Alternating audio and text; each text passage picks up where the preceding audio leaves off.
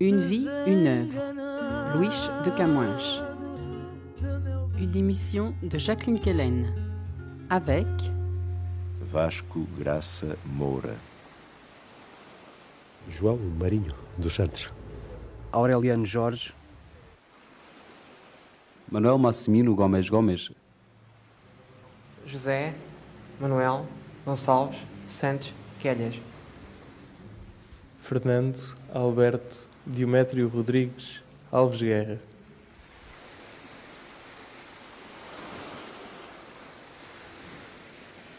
Si les anciens philosophes qui parcoururent tant de pays pour en voir les secrets avaient connu les merveilles que j'ai connues en donnant les voiles à des vents si divers, quels vastes écrits n'auraient-ils pas laissés?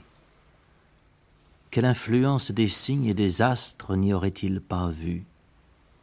Que d'étrangeté, que de grandes qualités, et ce n'était pourtant sans mentir que la pure vérité.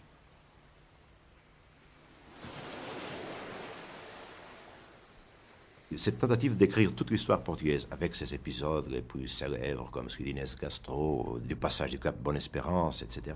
Vasco Graça Moura. Et en même temps, il a essayé de décrire le voyage de Vasco de Gama rigoureusement, donc en prenant comme source ces rapports, ces textes d'historiens qui venaient de paraître. On ne connaît pas d'entreprise pareille chez un autre auteur portugais. L'Elusiade, peu après, puisque nous avons perdu l'indépendance en 1580, c'est une autre raison peut-être pour laquelle la conscience collective, l'imaginaire collectif et symbolique s'est accroché si fortement au 10 juin 1580 comme la date de la mort de Camões, parce que 2 mois après, on avait perdu l'indépendance, on a été envahi par les troupes de Philippe II.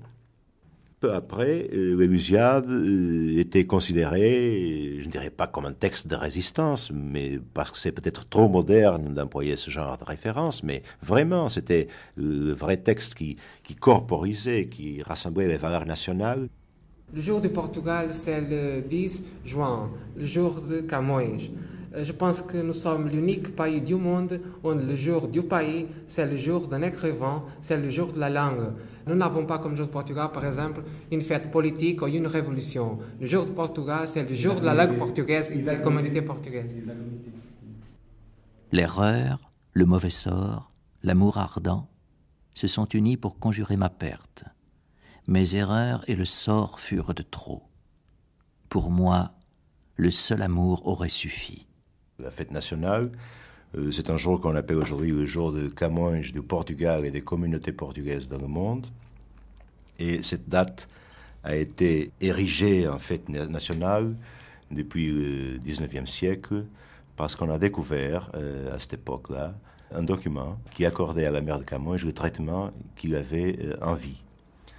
Ce document est daté de 1582 ou 83 et on y lit que Camões est décédé le 10 juin 1580. J'ai toujours vu en ce monde les bons en grave tourment. Pour m'étonner davantage, j'ai toujours vu les méchants dans une mer de bonheur. Croyant conquérir ainsi le bien si mal ordonné, j'agis mal, mais fus puni. Car c'est pour moi seulement que le monde est bien réglé.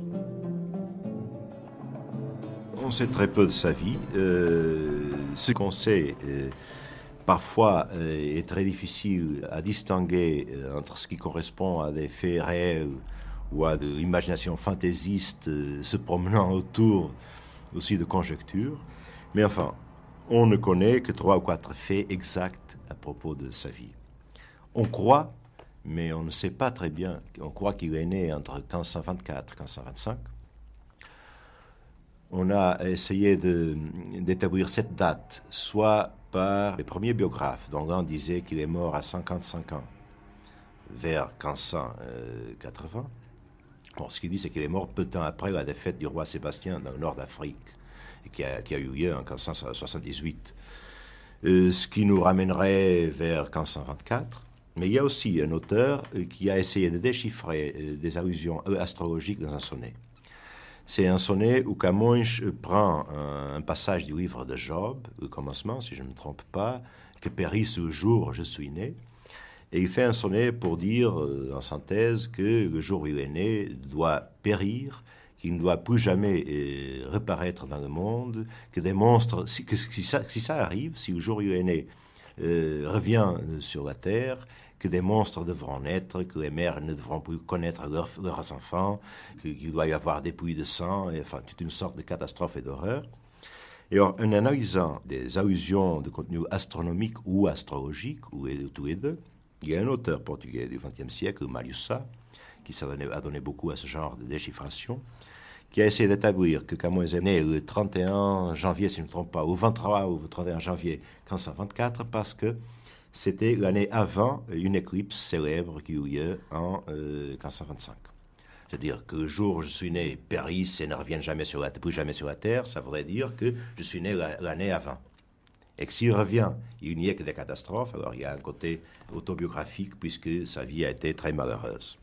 On ne connaît donc pas non plus le lieu de sa naissance. Non, on ne sait pas. On hésite entre Lisbonne et Coimbra. Les Camões étaient une très ancienne famille de Galice, donc du nord de l'Espagne, au nord du Portugal, qui s'était fixée au Portugal au début du XIVe siècle, et puis qui s'était un peu répandue entre le nord, Chaves, et puis même Porto, il y avait des Camões à Porto, Coimbra, où il y avait une branche très importante, Lisbonne et même Alentejo. On croit savoir aujourd'hui que le père de Camões était né à Chaves, dans l'extrême nord, mais il n'y a pas de certitude. Tout ce qu'on sait, c'est que peut-être il est né en 1525, 24, 25, qu'il a fait des études, on ne sait pas où, mais il avait un oncle qui était moine ou chanoine au monastère de Sainte-Croix à Coimbra, et que peut-être il y a étudié, mais il n'y a aucune trace des études qu'il a faites. Puis on sait qu'il est allé au nord, en Afrique du Nord, à Ceuta, où il a perdu un œil. La légende dit qu'il aurait été exilé par des amours qu'il aurait à la cour. Puis on sait qu'il a été mis en prison à la suite d'un bagarre qui a eu lieu le jour de la procession du Corpus Christi en 1552, et qu'il n'en est sorti que pour s'embarquer en 1553 pour aller en Inde. Ça, ce sont les deux seuls faits établis pour cette partie de sa biographie, sa prison et son départ. Puis on sait que, d'abord parce que tous les gens qui s'embarquaient comme militaires devaient faire un service de 3 ans, on sait qu'il a pris parti à quelques expéditions, parce qu'il aussi le raconte. On croit savoir qu'il s'est embarqué après 1556, donc après avoir fini son service militaire, vers l'Extrême-Orient. Il y a des gens qui disent qu'il a été à Macao, je ne le crois pas. Il y a aussi des gens qui disent qu'il y avait une charge de pourvoyeur des héritages des défunts. C'était une charge administrative, parce que la mort étant très fréquente chez les gens qui étaient embarqués, il fallait quelqu'un qui s'occupe de leur héritage. Et la légende dit aussi que pour des irrégularités, il a été mis en prison. Il n'y a pas de preuves à ce sujet, mais on sait qu'il a fait un très grand naufrage au Cambodge, à l'embouchure du fleuve Mekong. Et on le sait parce que lui-même, il raconte dans ses Lusiades à propos de s'être sauvé à nage à l'embouchure du Mekong, et aussi parce qu'il dit avoir sauvé les champs des Lusiades. Ce qui peut nous donner un premier indice au sujet de la date à laquelle il aurait commencé à écrire son épopée. J'ai vu les choses que les rudes marins, qui ont pour maîtresse leur longue expérience, tiennent pour certaines et véridiques en jugeant sur la seule apparence, et que ceux dont le jugement est plus assuré et qui ne sondent les mystérieux secrets du monde que par l'intelligence et le raisonnement, croient fausses ou mal interprétées. Mais poursuivant l'énumération des faits concrets qu'on connaît à propos de Camões, la date suivante est celle de 1563, où son premier poème a été publié à Goa, en Inde. Il s'agit d'un poème de circonstance, d'une ode dédiée au vice-roi, pour présenter un traité des drogues et des produits pharmaceutiques de l'Inde.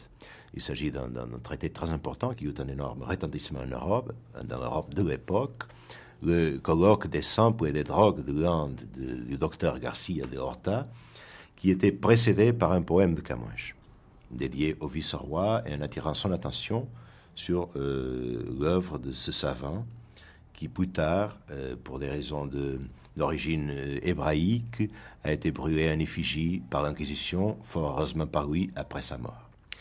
Après, on sait que Camões a essayé de rentrer au Portugal, mais avant, il est resté quelque temps, on ne sait pas combien de temps, à l'île de Mozambique, où un historien de l'époque raconte l'avoir rencontré en vivant dans la plus profonde misère. Il raconte même que ses amis ont dû faire une sorte de quête pour payer ses dettes et pour lui permettre de revenir au Portugal. On sait qu'il est arrivé à Lisbonne en 1570 et qu'il s'était forcé de faire imprimer son poème. À l'époque, il était assez difficile d'obtenir des licences et surtout d'avoir des moyens pour imprimer des livres, parce que c'était une activité fort chère. De toute façon, la licence a été accordée en 1571 et l'édition du poème est datée de 1572. Ce qui ne veut pas dire que toute l'édition ait été publiée, que tout tirage a été fait cette année-là. Là, il y a aussi une énigme à propos de Camões, c'est qu'il y a deux types d'exemplaires de cette édition. Outre les différences graphiques et d'orthographe entre plusieurs exemplaires de la même série, il y a quelques exemplaires connus qui montrent sur le frontispice un pélican dont le cou tourne vers la droite et d'autres exemplaires, un peu plus nombreux, qui montrent un pélican dont le cou tourne vers la gauche. Les spécialistes ont beaucoup discuté à propos de quelle était l'édition Princeps. J'ai chanté déjà. Maintenant je pleure le temps où j'ai chanté si plein d'espoir. On dirait qu'en ce chant déjà passé, mes pleurs étaient en train de se créer. J'ai chanté. Si l'on me demande quand, je ne sais. Là aussi je fus trompée. Si triste est cet état où je me trouve, que le passé me semble tout joyeux. J'ai chanté, non à cause des bonheurs, mais mené par la ruse des espoirs. Je chantais, mais déjà au son des fers. De qui puis-je me plaindre quand tout ment? Comment puis-je accuser l'espoir lorsque l'injuste sort dépasse les erreurs? Cette année-là, 1572, il a commencé à recevoir un traitement accordé par le roi. Ce traitement consistait dans la somme de 15 000 reis. Reis, c'est le pluriel de real, qui était l'une des monnaies de l'époque. Et pour qu'on puisse faire une idée de la valeur de cette somme, il suffit de dire que entretenir un esclave pourrait coûter à l'époque entre 8 000 et 10 000 reis. C'est-à-dire ce qu'on avait accordé à Camões était un peu au-dessus du minimum nécessaire pour entretenir un esclave. Donc c'était presque rien. Je crois, mais c'est une opinion tout à fait personnelle, que Camões a employé le premier argent qu'il a reçu de cette forme à payer son imprimeur. Je ne sais pas, d'après mes calculs, le tirage aurait dû être d'environ 150 exemplaires. Et ça, si on fait des comptes sur les prix de l'époque, sur le prix des livres, sur l'extension des livres, etc., on revient à conclure que 15 000 reis permettrait un tirage d'environ 150 exemplaires. Puis on ne sait plus rien, sauf que, à une certaine date ignorée, Camões est mort. Il y a un grammairien portugais qui, en 1574, il appelle déjà quelque chose comme le prince des poètes portugais, ou un grand poète, ou un magnifique poète. C'est la reconnaissance officielle sur un livre. Quoi que l'on sache, ou qu'il y ait des raisons de croire, que d'énormes rivalités et d'énormes envies ont été suscitées par la réussite du poème. Banville rapporte que la chandelle de Camões s'étant éteinte, le poète continue d'écrire son poème à la lueur des yeux de son chat. À la lueur des yeux de son chat. Douce et fine lumière, à laquelle il faut croire comme à un au-delà de toute lumière triviale. La chandelle n'est plus, mais elle fut. Elle avait commencé la veillée, tandis que le poète commençait son poème. La chandelle avait mené vie commune, vie inspirée, vie inspirante avec le poète inspiré. À la chandelle, dans le feu de l'inspiration, vers après vers, le poème déroulait sa propre vie, sa vie ardente. Chaque objet sur la table avait sa lueur d'auréole. Et le chat était là, assis sur la table du poète, la queue si blanche, tout contre l'écritoire. Il regardait son maître, la main de son maître courant sur le papier. Oui, la chandelle et le chat regardaient le poète au regard plein de feu. Tout était regard dans ce petit univers qu'est une table éclairée dans la solitude d'un travailleur. Alors, dans la finesse des accords qu'un philosophe d'ultrasonge entend entre les êtres et les non-êtres, l'être de l'œil d'un chat peut aider le non-être de la chandelle. Le spectacle était si grand d'un Camoëns écrivant dans la nuit. Un tel spectacle a sa propre durée. Le poème lui-même veut atteindre son terme, le poète veut atteindre son but. Au moment où la chandelle défaille, comment ne verrait-on que l'œil d'un chat est un porte-lumière?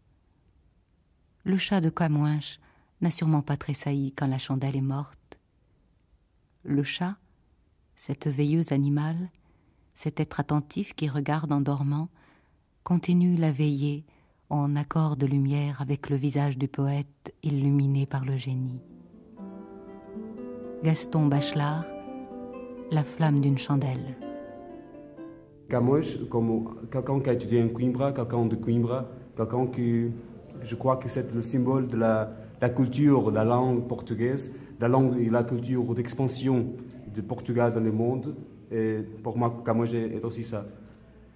C'est le plus grand poète du Portugal de tous les temps.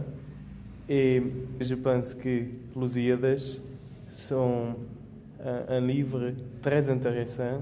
Et si quelqu'un veut connaître l'histoire du Portugal, aux Lusíadas, elle est racontée d'une façon très intéressante.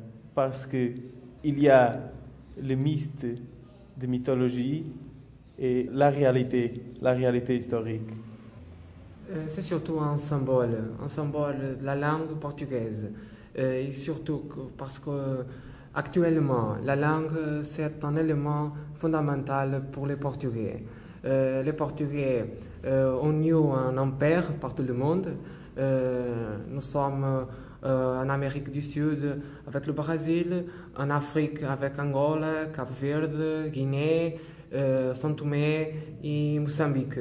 C'est-à-dire les Portugais ont construit un grand empire.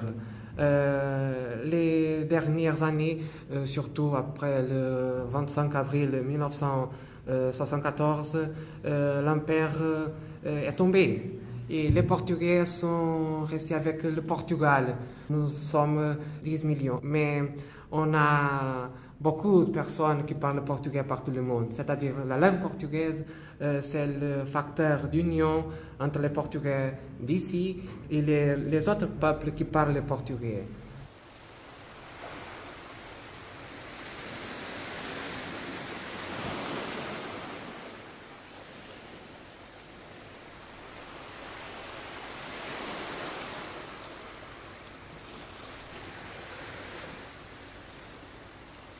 Si j'étais un banni ou un navigateur errant, ne vivant que de rapine, peux-tu croire que je serais venu chercher si loin une résidence inconnue et retirée?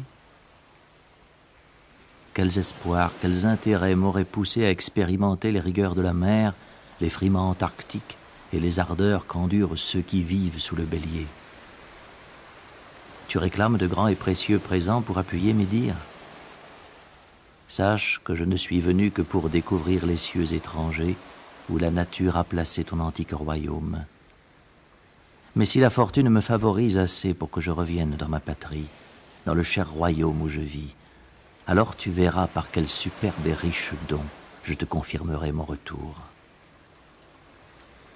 S'il te semble peu croyable qu'un roi de l'Hespéride, qui borne le monde, puisse m'envoyer vers toi, sache qu'un cœur sublime, une âme royale ne tient nulle entreprise possible pour trop grande. Mais je conviens que pour trouver plausibles les grands et nobles desseins de l'âme lusitanienne, il faut plus de confiance et de foi que je n'en ai trouvé.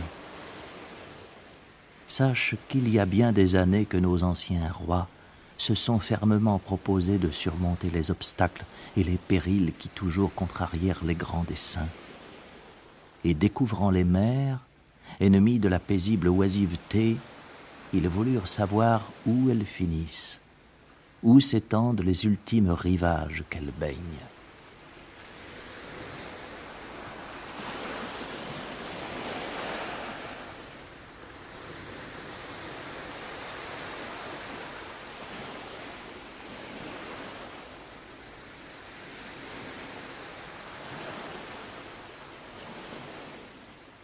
Les grandes découvertes commencent au XVe siècle avec la conquête de Ceuta. João Marinho dos Santos. Les anciens ne connaissaient pas les rives de l'Afrique. Depuis les Canaries, le Bojador était en limite, franchi plus tard par les Portugais. Mais avec l'utilisation des techniques maritimes et astronomiques nouvelles, les Portugais et les Espagnols ont franchi ses limites. La forme et l'extension en latitude de l'Afrique étaient totalement déconnues par les Européens. L'Amérique ou les Amériques aussi. Les découvertes vont briser les anciennes limites du monde et faire communiquer des hommes si différents ethniques et culturellement. Henri le navigateur. Sur son trône, dans la lueur des sphères, avec sa traîne de solitude et de nuit, il a devant ses pieds les âges morts et la mer nouvelle, unique empereur qui tient, en vérité, le globe du monde dans sa main. 26 septembre 1928, Fernando Pessoa. Sur les côtes portugaises et galiciennes, la construction navale se répand et augmente. Nef, varineige, c'est un type d'embarcation, et caravelles de pêche et d'autres bâtiments à voile sont construits. Ce sont des créations dues aux gens de l'Atlantique, bien que l'apport de la Méditerranée soit considérable. Voir par exemple la voile latine. Les pêcheries et l'exploitation des marais salantes d'Aveiro, d'Otage et de Setúbal, la construction navale avec les pans de Leiria, les vents portugais, les fruits d'Algarve, etc., animent beaucoup de ports.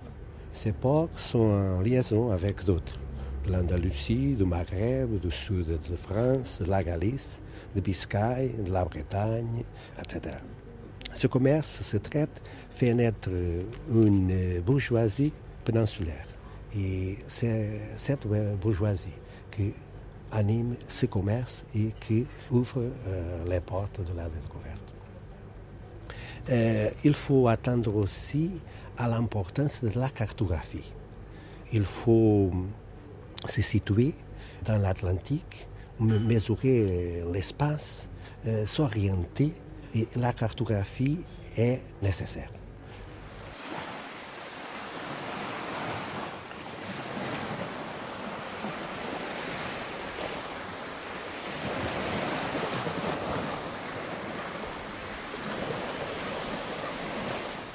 Mais déjà 5 soleils avaient passé depuis qu'étions partis de là, coupant les mers, par nul autre homme navigué, avec des vents propices qui soufflaient. Lorsqu'une nuit, étant insouciant, faisant vigie dans la tranchante proue, nous vîmes apparaître sur nos têtes un nuage qui obscurcissait les airs. Il arrivait si effrayant et lourd qu'il mit dans nos cœurs une grande crainte. Hurlant, la sombre mer cria au loin, comme frappant en vain quelque rocher. Ô puissance sublime, m'écriai-je, quel secret, quelle menace divine nous montre cette mer et ce climat. Ceci semble plus grand que la tempête. Je n'avais pas fini lorsqu'une image nous apparut. robuste et vigoureuse. Sa taille était difforme et plus qu'énorme. Son visage sombre, sa barbe sale, ses yeux enfoncés, le geste effrayant et mauvais, sa couleur terreuse et pâle, les cheveux pleins de terre écrépelés, la bouche toute noire et les dents jaunes. Si grands étaient ses membres que je peux t'assurer qu'il était bien un second colosse des plus étranges, de Rhodes, qui fut l'un des 7 miracles du monde. Il parla d'une voix affreuse et grave qui sembla monter de la mer profonde. Rien que de l'entendre et voir, s'hérissèrent en moi, en nous tous, chevelure et chair. Il dit, peuple hardi, plus que tous ceux qui au monde entreprirent grandes choses, toi qui, du fait de tant de rudes guerres et 20 travaux, jamais ne te reposes, puisque tu brises la borne interdite en osant naviguer mes longues mers que depuis si longtemps je garde et tiens sans nul labour de bois étrange ou sien, puisque tu viens voir les secrets cachés de la nature et de cet élément humide, à nul grand humain révélé, qu'il soit de noble ou d'immortel mérite, écoute mes vengeances, qui déjà sont préparées par ton excès d'audace au long des vastes mers et sur la terre qu'encore asservira en dure guerre. Sache que tous les insolents navires qui feront ce voyage que tu fais trouveront en ce lieu l'inimitié des vents, des tempêtes démesurées.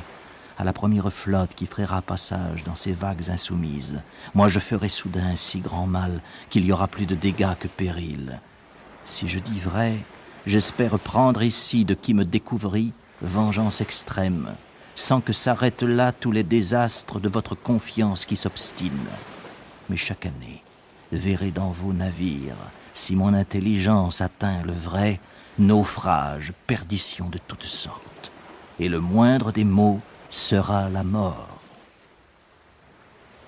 Luís de Camões, Os Lusíadas.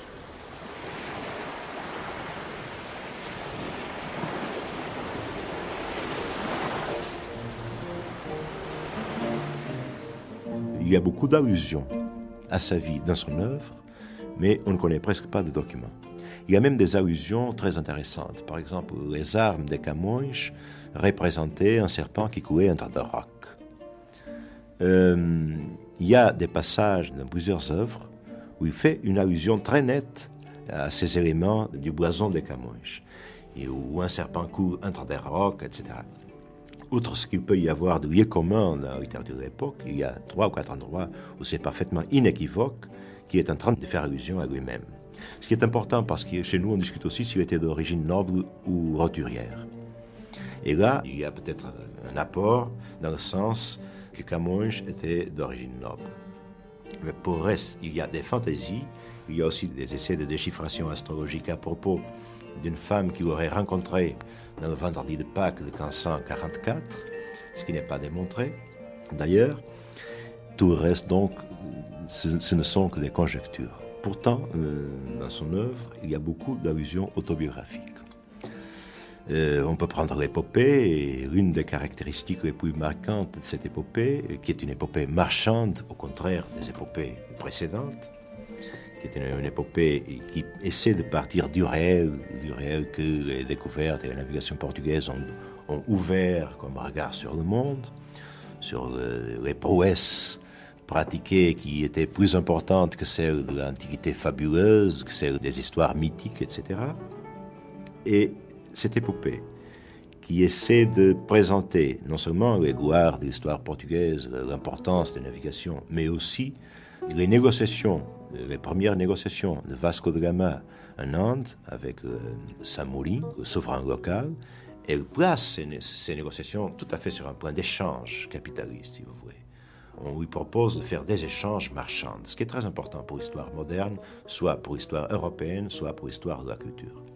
Mais dans l'épopée, il arrive que Camões, lui aussi, il est un personnage, cette épopée. C'est quelqu'un qui fait naufrage, c'est quelqu'un qui se plaint du fait qu'on ne reconnaisse pas son talent, c'est quelqu'un qui se propose de chanter les gloires de sa patrie, c'est quelqu'un qui intervient toujours comme voix personnelle et autonome, ce qui est très intéressant, surtout dans une épopée qui s'adresse au roi, au jeune roi Sébastien, quand il est encore tout petit, quand il n'est qu'un espoir pour le Portugal, parce que son père, héritier de la couronne, venait de mourir, donc Sébastien est né peu après la mort de son père, mais qui, à la fin du poème, le traite déjà comme un homme, comme un adulte.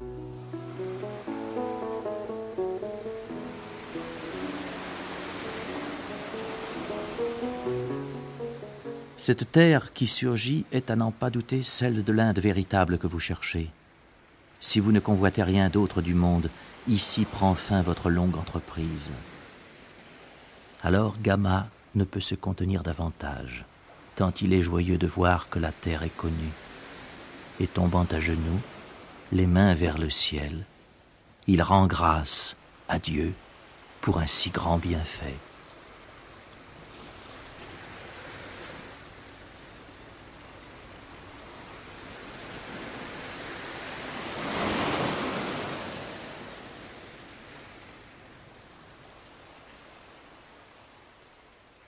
L'immigration est un phénomène structural du Portugal qui commence précisément dans ces siècles, au XVe et XVIe siècle. Quelques-uns sortent clandestinement, ce sont des départs illégaux et aussi il y a des départs légaux. Et aussi, nous pouvons parler d'une colonisation, c'est-à-dire d'un mouvement encadré par la couronne et par l'État, et aussi d'un mouvement spontané.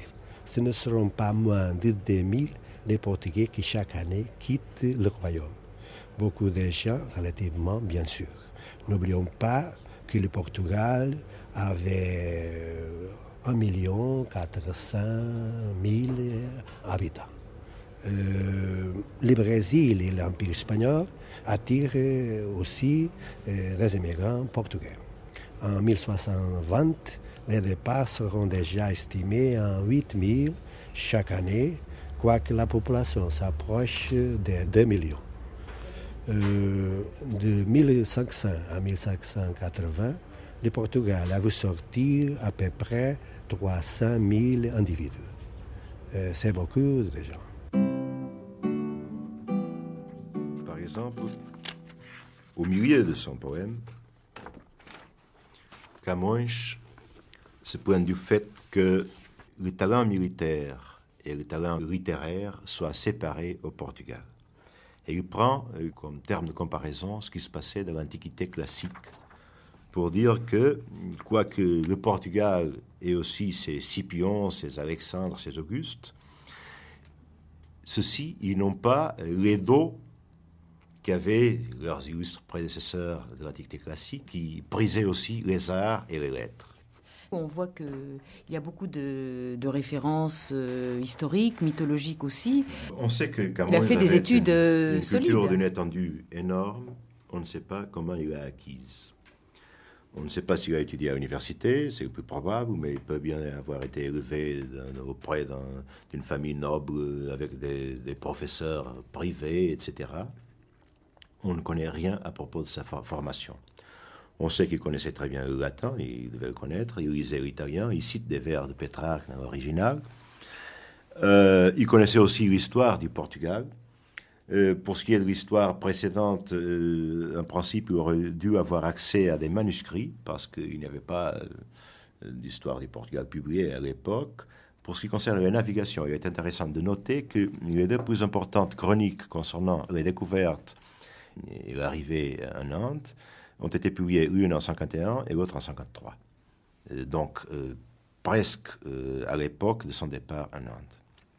Et il suit avec une très grande précision ce que disent ces historiens. Il y a des passages entiers où il semble que Camões s'est limité à mettre en rime des passages en prose qu'il trouvait chez ces historiens. Mais le fait est qu'on ne connaît absolument rien de la façon dont il a acquis sa culture, qui était mythologique, géographique, peut-être scientifique, qui devait être aussi un peu mathématique ou pythagoricienne même. On ignore tout. Peut-être il y avait des cahiers de notes, ce qu'on appelait chez nous des cahiers de main, où on notait des choses à retenir. Et Camões s'était fait accompagner de ce genre de cahiers dans son bagage quand il est parti, mais on ne sait absolument rien. Peut-être aussi il y avait des entretiens avec des gens plus âgés et savants, soit en Inde avec des religieux, parce qu'il y avait des collèges à Goa où l'enseignement des humanités était aussi donné. Peut-être aussi avec des savants comme Garcia de Horta, dont il a fait la présentation de l'œuvre. Mais en concret, on ne sait absolument rien à propos de la formation qu'il a eue. Et on ne sait pas plus sur sa vocation. Enfin, d'après vous, il se destinait quand même à une carrière littéraire, pourrait-on dire, à être... Oui, on peut conjecturer que dès sa jeunesse, il serait fait connaître comme un excellent poète. Surtout, il ne faut pas oublier qu'au XVIe siècle, l'importation des nouvelles formes italiennes, qui étaient nouvelles, du moins pour l'Europe occidentale, le décasyllabe, le sonnet, etc., a été faite peu avant ou à l'époque de la naissance de Camões. Et peut-être pour situer ça dans le temps, il vaudrait la peine de retenir que si Camões est né en 1525 et s'il est mort en 1580, en 79, il était plus vieux environ 8 ans que Montaigne.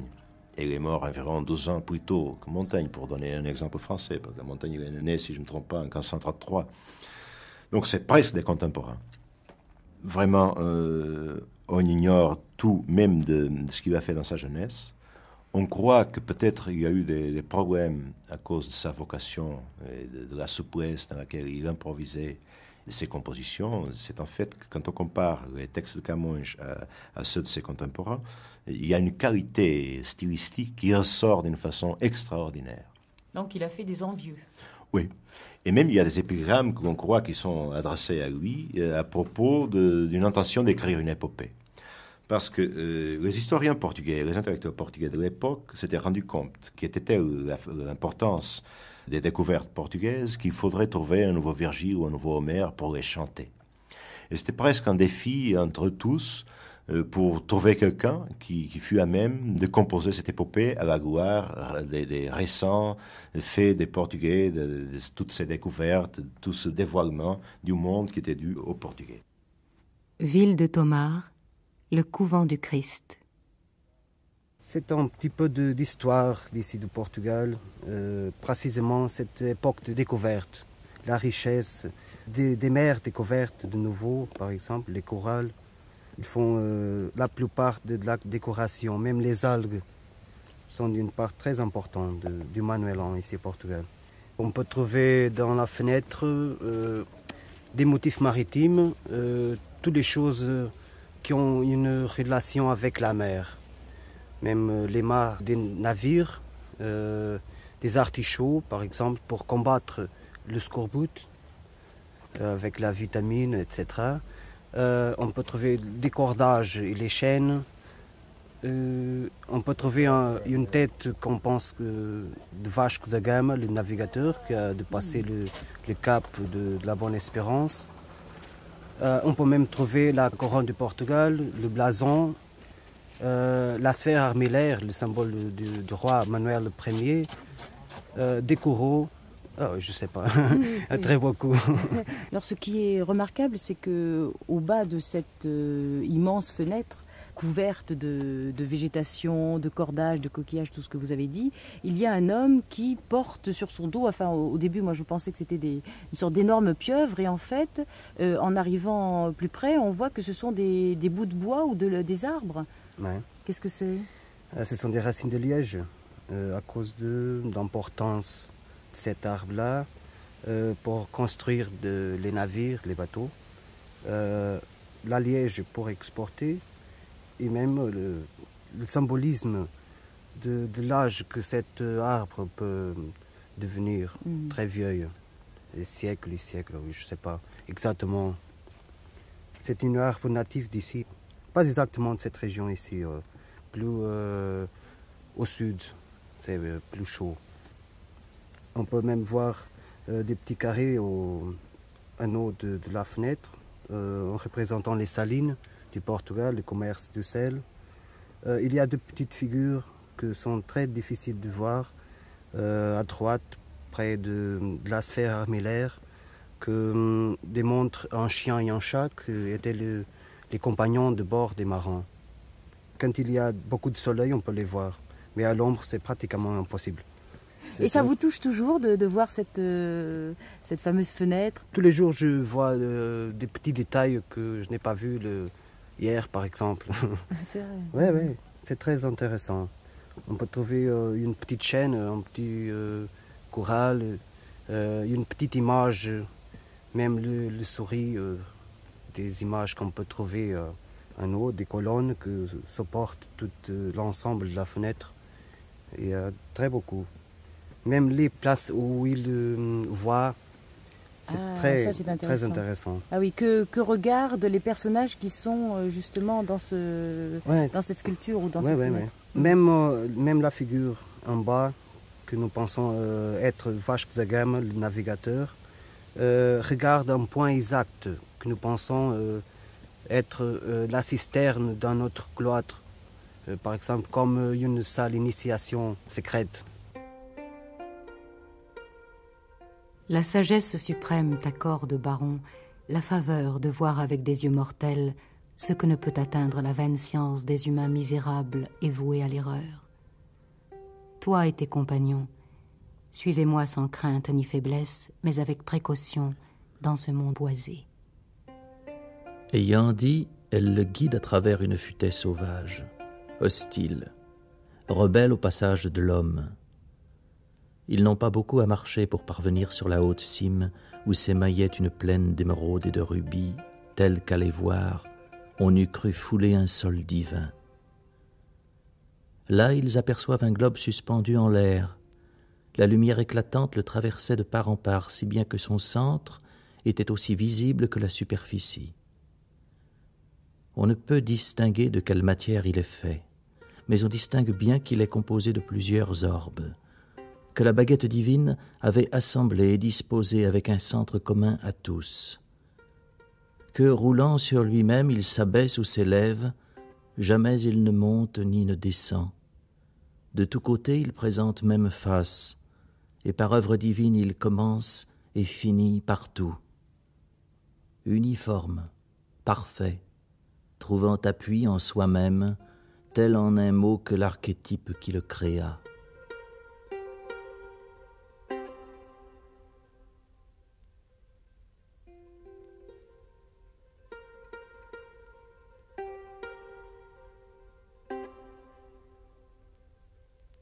Camões a vu les découvertes comme une grande geste, bien sûr. Les rêveries, les utopies, les mythes que nous trouvons aux Lusíadas, ils ont bien sûr une fondamentation réelle.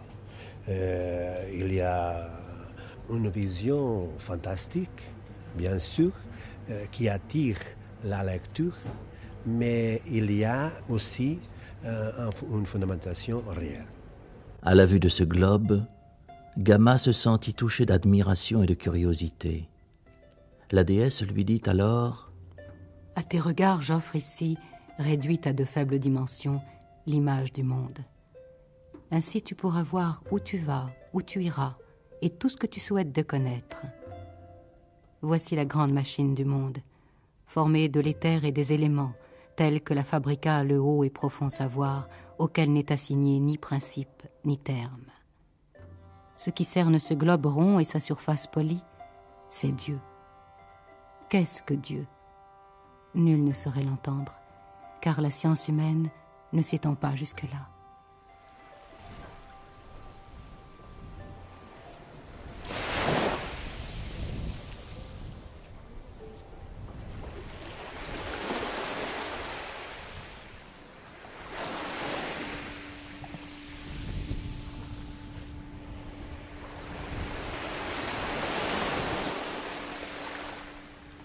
Il décrit toute l'histoire portugaise jusqu'à la décision prise par le roi Manuel d'envoyer Vasco da Gama à faire cette entreprise.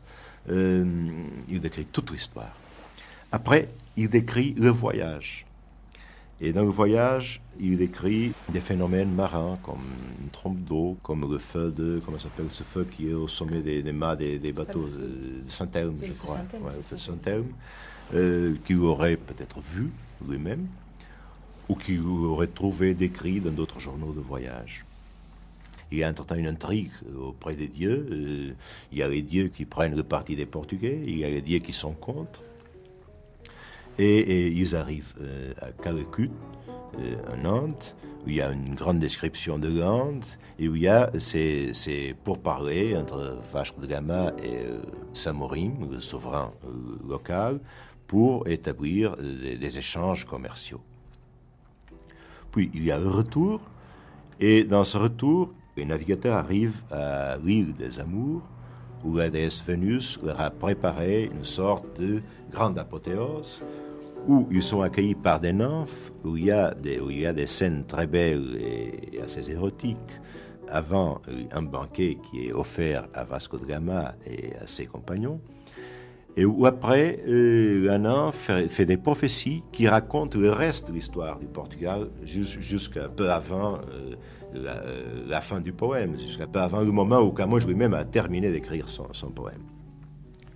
Il y a de célèbres passages, soit concernant l'histoire, soit concernant le mythe, soit concernant la critique des mœurs, de la situation politique, etc., soit concernant ce qui se passe en Inde, les troubles de l'administration, la cupidité, l'avidité, le manque de récompense à ceux qui chantent les louanges des Portugais. Il y a bien sûr de nombreuses situations que je n'ai pas citées. Mais dans ces lignes très générales, c'est ça qui caractérise l'Élusiade, une épopée qui prend dans l'histoire sa source d'inspiration et qui la combine soit avec le merveilleux chrétien et le merveilleux païen, en y introduisant aussi le personnage de l'auteur. Dans une aussi courte vie. L'Europe et tous les gens hors du Portugal, ils disent toujours que Portugal vit de la nostalgie, de la découverte, de l'expansion portugaise. Oui, c'est un peu ça, mais je ne veux pas, je n'aime pas vivre l'histoire, seulement l'histoire du Portugal, et la grande découverte, la grande expansion portugaise, mais on ne peut pas obliger ça, parce que c'était vraiment important pour le monde, ces temps que le Portugal a fait à partir d'ici pour découvrir le monde. Mais on doit aller en avant. Hein. On a pu rêver sur les amours du poète, surtout à propos de son œuvre lyrique. Camões n'a pas seulement écrit l'Élusiade, il a écrit une très grande œuvre lyrique, dont l'un des drames, c'est qu'on ne connaît pas exactement où elle commence et où elle finit. Il y a des apocryphes, il y a des textes qu'on ne sait pas s'ils sont de lui, mais il y a quand même un corpus minimum qu'avec une certaine certitude, on peut établir qu'il lui appartient. Et Camões a écrit de nombreuses pièces, des sonnets, des éclogues, des odes, et aussi de nombreuses compositions dans un maître très typique de la péninsule ibérique, que je peux vous décrire comme l'octosyllabe, quoique chez nous on appelle ces vers de septsyllabes parce qu'on ne compte pas la syllabe atone finale. Il a écrit de très nombreuses pièces, entre elles une pièce très importante, à propos de laquelle les spécialistes sont aussi divisés, et qui est une paraphrase du psaume 136.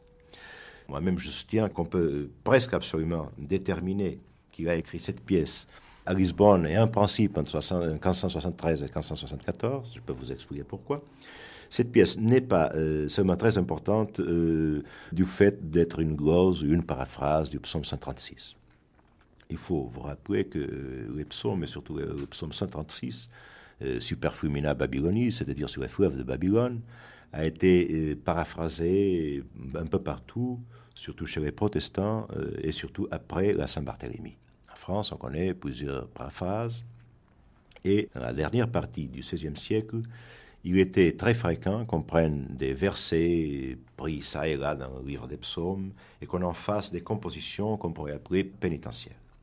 On sait, ou on croit savoir, par le premier biographe de Camões qui écrivait au début du VIIe siècle, plus précisément vers 1613, que Camões, vers la fin de sa vie, aurait reçu la commande d'un noble portugais pour qu'il écrive une paraphrase de ce psaume sur les fleuves de Babylone. Et il aurait tardé beaucoup à livrer le texte, et quand l'aristocrate est allé lui réclamer la livraison de ce texte, il a dit qu'autrefois, il était jeune, il avait plein de chaleur avec les dames, il avait une très grande inspiration, et qu'aujourd'hui il était malade et très pauvre, et il n'avait plus le goût de rien faire, et on ne sait plus rien parce que ce biographe n'ajoute pas ce qui s'est passé. je me trouvais sur les fleuves qui traversent Babylone, où m'asseyant je pleurais les souvenirs de Sion et ce qu'en elle est vécu. Là, mes yeux furent la source de ce fleuve et de sa course.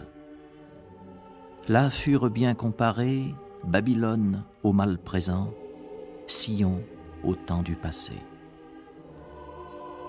Là, les souvenirs heureux dans l'âme furent images, et les choses de l'absence se firent aussi présentes, comme si n'étaient pas mortes. Là, après m'être éveillé le visage baigné d'eau de ce rêve imaginé, je vis que le bien passé n'est pas plaisir mais dommage. Je vis que tous les malheurs sont issus des changements et les changements des ans. Là je vis combien de l'heure le temps produit dans l'espoir. Là je vis quel bref espace dure la joie la plus grande. La première caractéristique intéressante est celle que le poème soit composé par 365 vers. Ceci est très intéressant parce qu'on peut déduire qu'il y aurait là une sorte d'allusion au calendrier.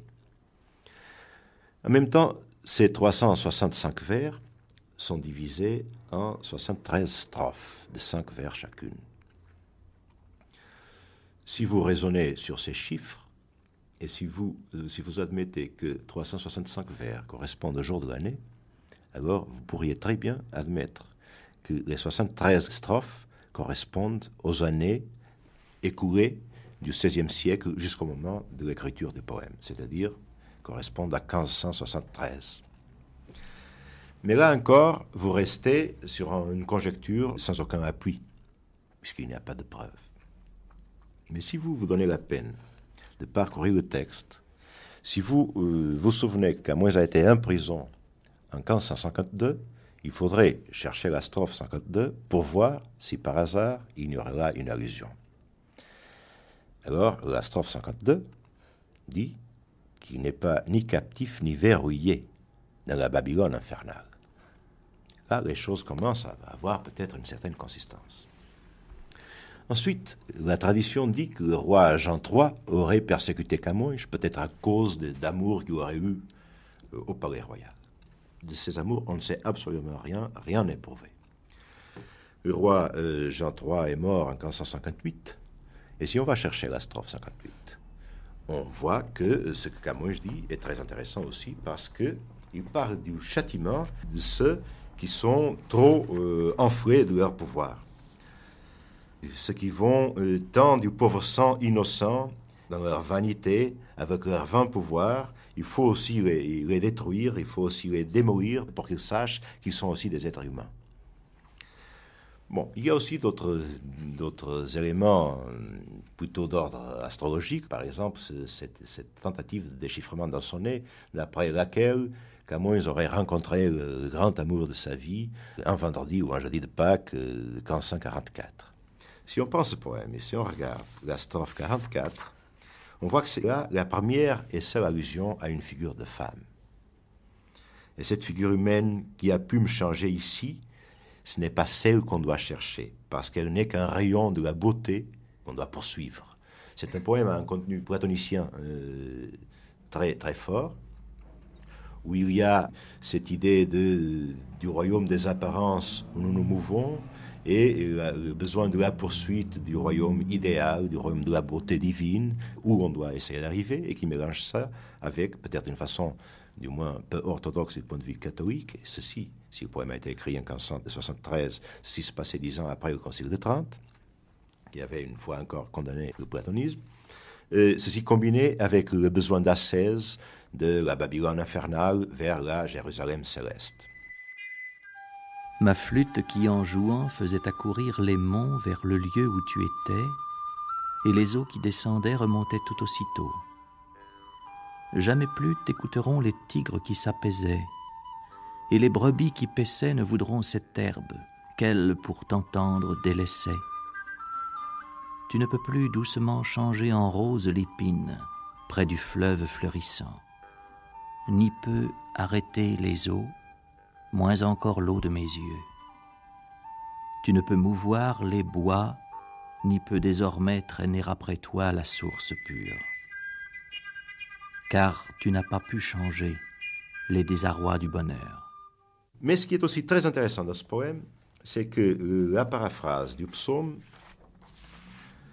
s'appuie sur des entrées, des versets du psaume 136. Ça et là, il y a un nouveau verset qui est introduit. Sur ces 13, je crois qu'il y a 13 entrées, il y a la première, qui ne pose pas de problème spécial, il y a celle du milieu, celle de la strophe 37, elles sont 73, je répète. Et puis, pour toutes les autres, vous arrivez à la déterminer mathématiquement d'après la règle du nombre d'or. Je ne veux en extraire aucun sens ésotérique, aucune interprétation spéciale. Ce que je peux dire, parce que c'est tout à fait comme si vous preniez une règle et un compas et vous traciez des lignes géométriques pour faire des mesures, c'est que vous déterminez au moins 9 de cette situation, l'entrée d'un nouveau verset, d'après l'application stricte de la règle du nombre d'or. Ce qui veut au moins dire que Camões avait une certaine notion, non seulement des idées générales du platonisme, mais même du pythagorisme. Mais ensuite, c'est un poème qui s'organise sur tout un système d'allusions musicales, qui part de l'opposition entre la flûte, c'est-à-dire l'instrument à souffle, qui, depuis l'Antiquité classique, est un instrument propre à exprimer les instincts vitaux, et la lyre, c'est-à-dire l'instrument à cordes, qui est le plus approprié pour chanter à la divinité.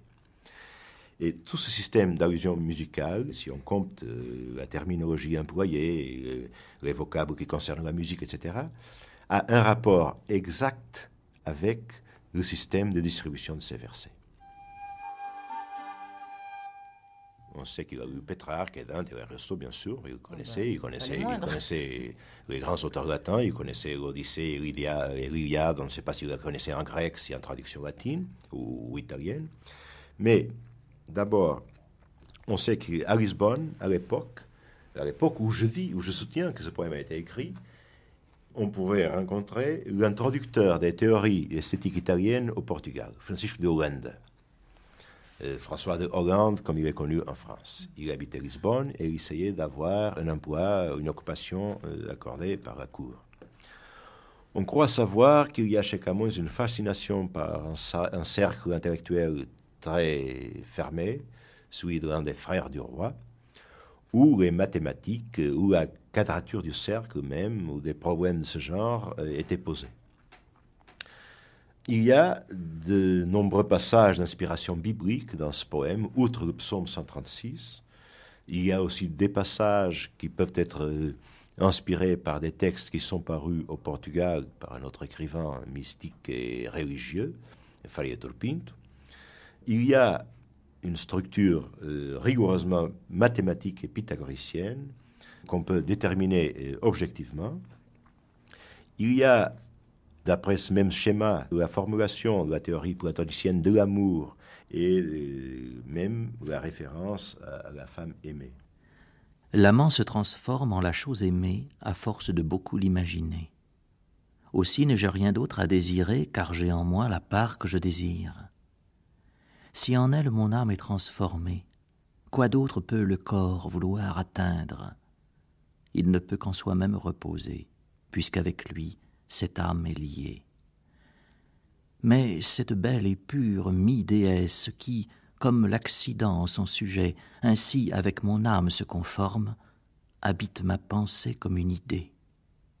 Et l'amour vif et pur dont je suis fait, comme simple matière, cherche sa forme.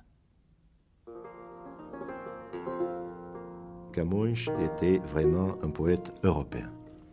Non seulement par la tradition culturelle, par l'accumulation d'informations érudites, par la connaissance qu'il avait des descriptions de l'Europe, de toute la culture classique européenne, des grands modèles italiens, etc. Mais parce qu'il avait cette notion que essayer de transmettre la chrétienté à l'autre, c'est-à-dire aux régions où les Portugais étaient arrivés, était une façon de leur faire arriver l'Europe. Et en même temps, il critiquait la division européenne. Il comparait les Européens aux dents de Cadmos, éparpillés. Ceci est si significatif que plus tard, celui qui a été peut-être le plus grand critique et spécialiste de Camões de tous les temps, Manuel Freire Sousa, qui écrivait entre 1624 et 1639, a pu, dans un ouvrage qui s'appelle Europe portugaise, c'est-à-dire l'Europe portugaise, définir Camões avec 4 mots. Il a une liste des auteurs portugais et quand il arrive à Camões, il ajoute, il écrivait en espagnol, El poeta de Europa, le poète d'Europe.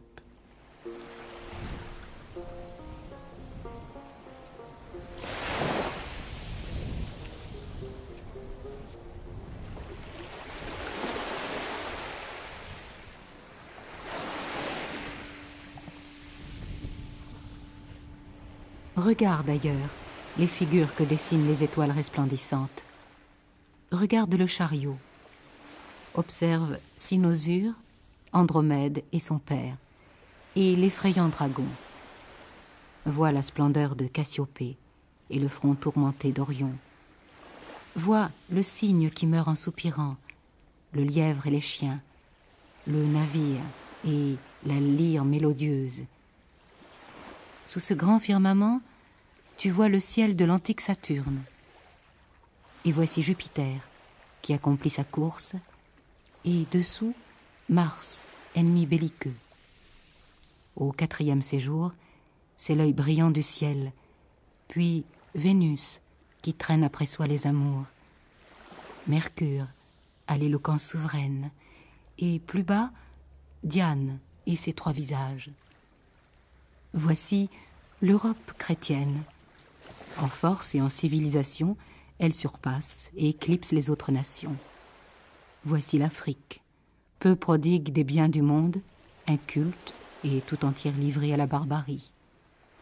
Voici le Cap, qui jusqu'ici s'était refusé à vous et que la nature plaça comme la borne australe. Contemple toute cette terre habitée par un peuple sans loi, presque infini.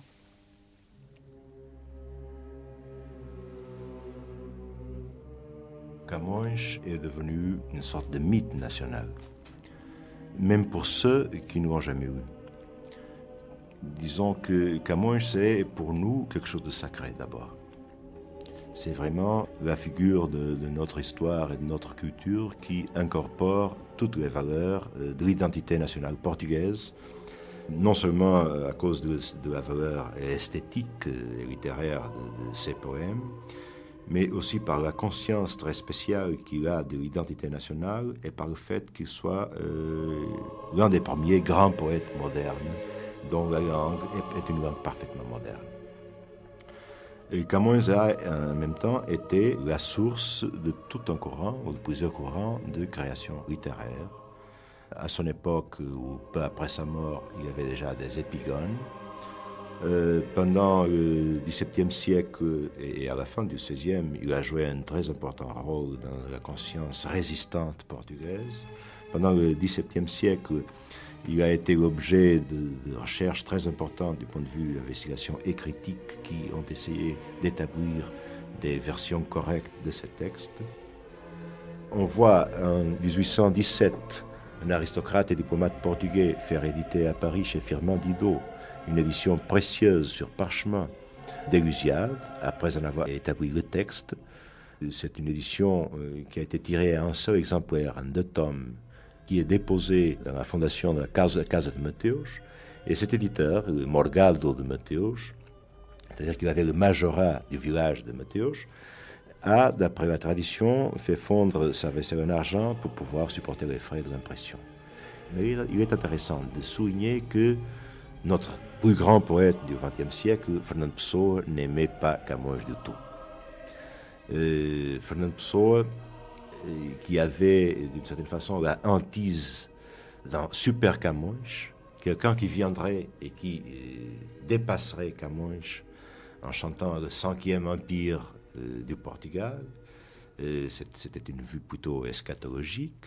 Fernando Pessoa, qui se prenait peut-être pour ce Super Camões, n'aimait pas beaucoup Camões. C'est un cas extraordinaire d'incompréhension d'un grand poète, d'un très grand poète, du plus grand poète, par un autre très grand poète.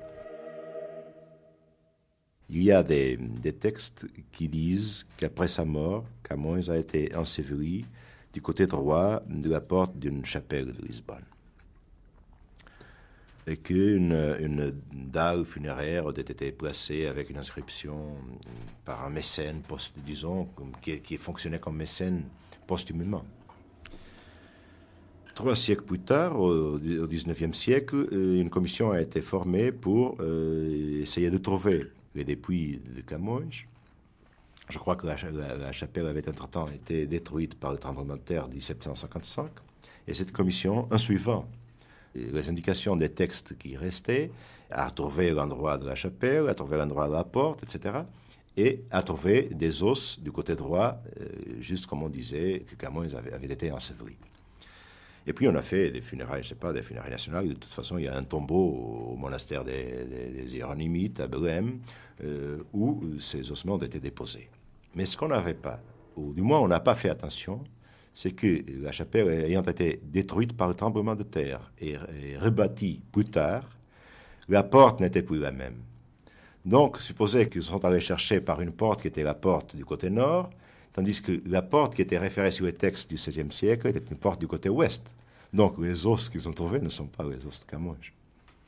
Mais il y a donc le tombeau à Lisbonne. Oui, au monastère des Hieronymus, ce qui garde une valeur, une fonction symbolique, mais il est absolument sûr que ce ne sont pas les cendres de Camões qui reposent là.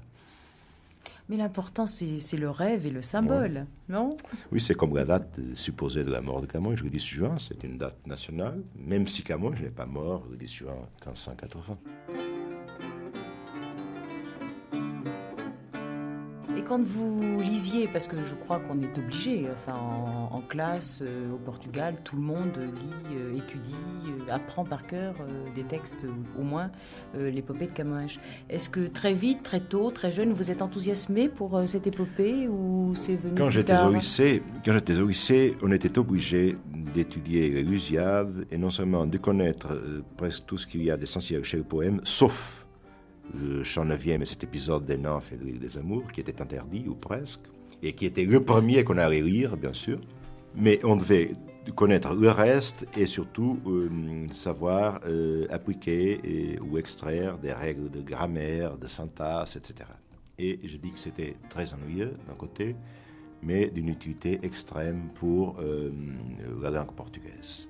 En fait, la connaissance du portugais et cet exercice très difficile et qui faisait qu'on dût se pencher sur l'œuvre de Camões quand on avait 14-15 ans, apportait une discipline dans le maniement de la langue qui était d'une énorme importance.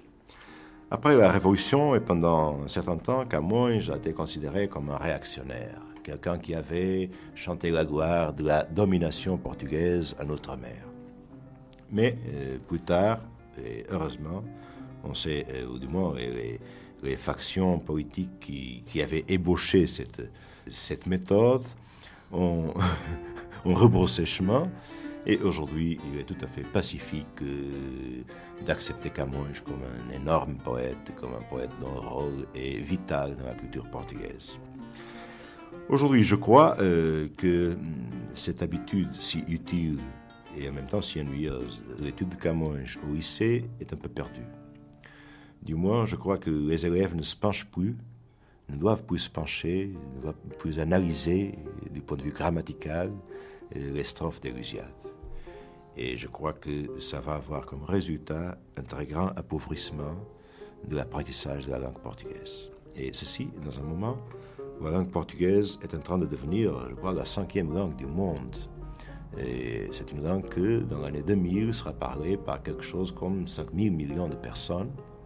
Et dans 7 pays, outre les communautés où elle est parlée. Amour est feu qui brûle et n'est pas vu, plaie qui fait mal et que l'on ne sent pas. C'est un contentement qui mécontente, douleur qui vous égare sans blesser. C'est un vouloir qui ne veut rien qu'aimer, c'est s'en aller tout seul parmi les autres. Jamais de contentement se contenter. C'est croire que l'on gagne quand on perd. C'est librement vouloir être en prison et servir le vaincu étant vainqueur. Être loyal pour celui qui vous tue. Mais comment pourrait-il favoriser de l'amitié dans le cœur des humains lorsqu'à soi-même, amour est si contraire? Une vie, une œuvre.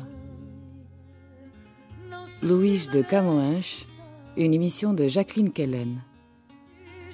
Avec Vasco Graça Moura, João Marinho dos Santos, Aureliano Jorge, Manuel Massimino Gomes Gomes, José Manuel Gonçalves Santos Calhas, Fernando Alberto Diométrio Rodrigues Alves Guerra.